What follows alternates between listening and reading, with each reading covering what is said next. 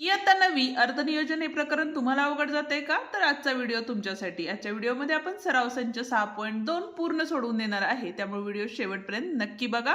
Video आवडला तर व्हिडिओला लाईक, शेअर आणि कमेंट करायला विसरू नका. आणि त्याचप्रमाणे जर चॅनलवर नवीन आणि पहिल्यांदाच असाल तर चॅनलला नक्की सबस्क्राईब करून बेल आयकॉन ही दाबा. तर मग बघूया पहिला प्रश्न काय आहे. आता हा आपल्याला दिलेला पहिला प्रश्न जो आहे तो सारणी 1, 2 आणि 3 याच्या आधारावर भरायचा आहे.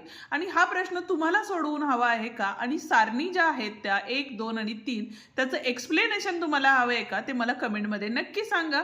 तर आपण त्या सारणीही एक्सप्लेन करू आणि हा प्रश्नही सोडवून देऊया. आजच्या व्हिडिओमध्ये आपण प्रश्न क्रमांक 2 सोडवून देणार आहे. प्रश्न क्रमांक 2 जो आहे तो आपण या ठिकाणी सोडवणार आहे. त्यामुळे व्हिडिओ शेवटपर्यंत नक्की बघा, कारण हा प्रश्न थोडासा मोठा आहे. आता या प्रश्नामध्ये आपल्याला काय सांगितलेलं आहे बघा. प्रश्न काय दिलेला आहे बघूया. दुसरा, श्री करतार सिंग वय 48 वर्ष. आता हे गणित बघा, वयानुसार 48 वर्ष आहे. तर आपल्याला सारणी नंबर 1 चा या ठिकाणी वापर करायचा आहे. खाजगी कंपनीत नोकरी करतात. योग्य भत्ते वगळून त्यांचे मासिक पगार 42,000 रुपये आहे. ते भविष्य निर्वाह निधी खात्यात दरमहा 3,000 रुपये गुंतवतात. म्हणजे इथं गुंतवणूक दिलेली आहे, बरोबर आहे. त्यांनी 15,000 रुपयांचे राष्ट्रीय बचत प्रमाणपत्र घेतलेले आहे. 15,000 रुपयांचे काय घेतलेले आहे? राष्ट्रीय बचत प्रमाणपत्र घेतलेले आहे. व त्यांनी 12,000 रुपयांची देणगी पंतप्रधान मदत निधीला दिली आहे. तर त्यांच्या आयकरांचे गणन करा. म्हणजे त्यांना किती आयकर भरावा लागतो हे आपल्याला या ठिकाणी काढायचं आहे. आता ते कसं काढायचं ते बघूया.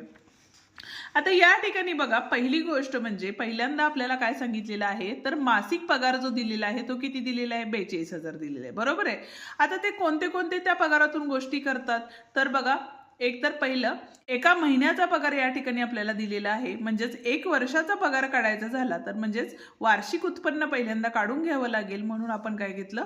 42,000 गुणिले 12 केले. ठीक आहे, गुणाकार केला तर या ठिकाणी बघा 5 लाख किती असणार आहे? 4,000 इतकं वार्षिक उत्पन्न आहे. ठीक आहे. आता लागू भत्ता म्हणजे त्यांनी आता कुठं कुठं दिलेले आहेत पैसे, तर मासिक भविष्य निर्वाह निधी खात्यात किती पैसे दिलेले? त्यांनी 3,000 रुपये दिलेले. ठीक आहे, म्हणजे हे एका महिन्याचे झाले. असे 12 महिन्याचे किती होणार आहेत आपले? गुणिले 12 केले तर किती मिळाले आपल्याला? 36,000 रुपये मिळाले. ठीक आहे. पुढं हे झालं आपलं वार्षिक भविष्य निर्वाह निधी खात्यात योगदान, जे की एका वर्षासाठी दिलं होतं. आता त्यांनी पुढे काय केलं होतं? बचत प्रमाणपत्रही काढलेलं आहे राष्ट्रीय. ते कितीचं आहे? 15,000चं आहे, बरोबर आहे. आणि पंतप्रधान मदत निधी त्यांनी किती देणगी दिलेली आहे? तर 12,000 रुपये देणगी दिलेली आहे. ठीक आहे. आता बघा, या सगळ्यांची आपल्याला काय करायला लागेल? बेरीज करून घ्यावी लागेल. म्हणजेच काय करणार आहे आपण या ठिकाणी? एकूण लागू भत्ता किती झाला बघा. जो पहिला आला होता आपला 36,000, नंतर 15,000 आणि नंतर 12,000 होता, बरोबर आहे. म्हणजेच एकूण किती झालेले आहेत या ठिकाणी?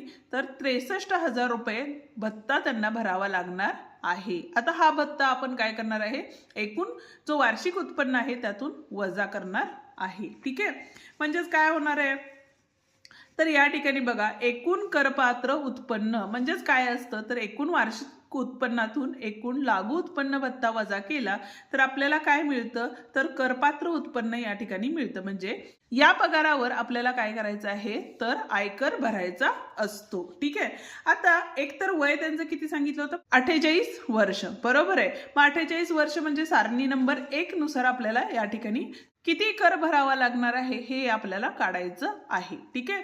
आता या ठिकाणी बघा, पहिल्यांदा जर झालं तर एकूण करपात्र उत्पन्न किती झाले?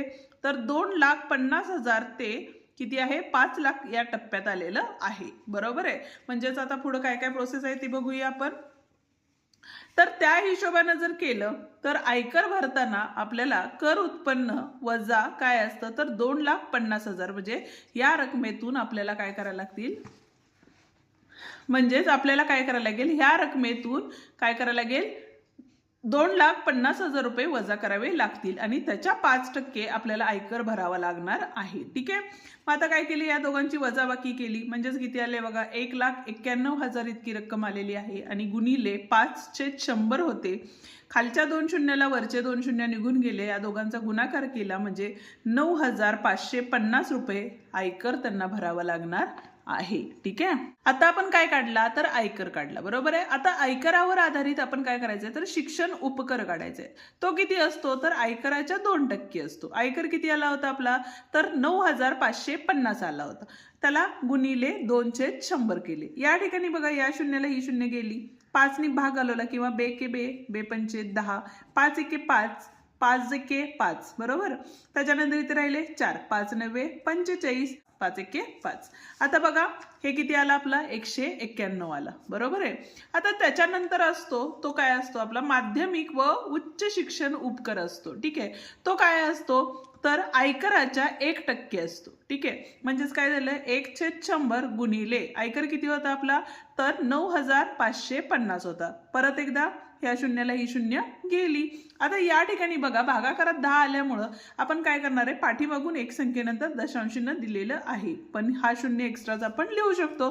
म्हणजे 95 रुपये 50 पैसे या ठिकाणी आलेलं आहे. ठीक आहे, आता एकूण कर आपल्याला किती द्यायला लागणार आहे ते बघूया.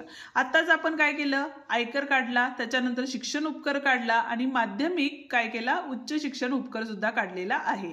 आयकर किती होता आपला 9,550 होता, शिक्षण उपकर किती होता 191 होता आणि माध्यमिक उच्च शिक्षण उपकर किती होता तर 95.50 होता, बरोबर आहे.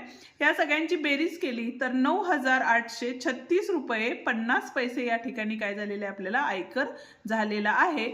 एवढाच आयकर यांना म्हणजे करतार सिंग यांना काय करायला लागणार आहे भरावा लागणार आहे. ठीक आहे, या प्रश्नाचं उत्तर तुम्हाला जर स्क्रीनशॉट काढून द्यायचं असेल तर त्याचा हा फोटो.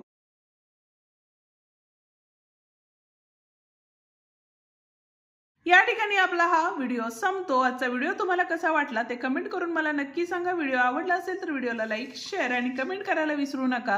आणि त्याचप्रमाणे जर तुम्ही चॅनलवर नवीन आणि पहिल्यांदाच असाल तर चॅनलला नक्की सबस्क्राईब करून बेल आयकॉन ही दाबा, जेणेकरून आपल्या अशाच नवनवीन व्हिडिओची नोटिफिकेशन तुम्हाला लवकरात लवकर मिळेल.